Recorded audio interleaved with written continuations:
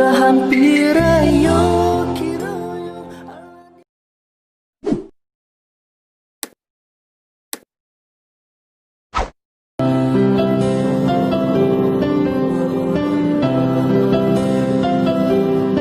pasalangan daba urang salangang dirimbo gadang semakin jauh rasanya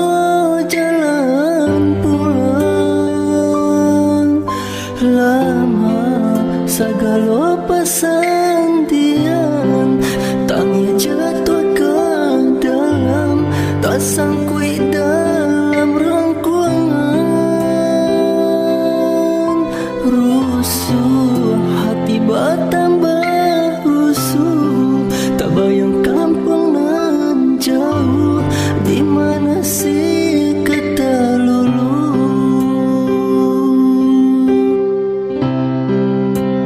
harilah hampir ayo kiranya Allah di pertengahan puasa puasa semakin semu curimbu indah baurang jua tak bayang ayah mandi di kampung rayu ke petang indah tajam kejadi surat dan untung kini mungkin berulang kini puasa bungsu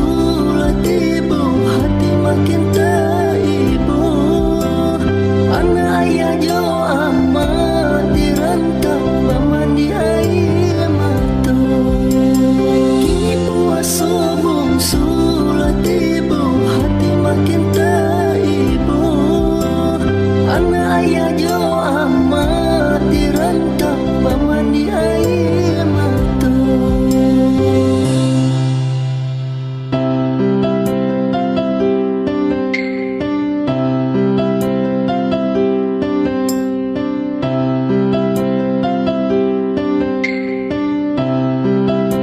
harilah hampir ayo kiranya Allah di pertengahan puasa puasa semakin semu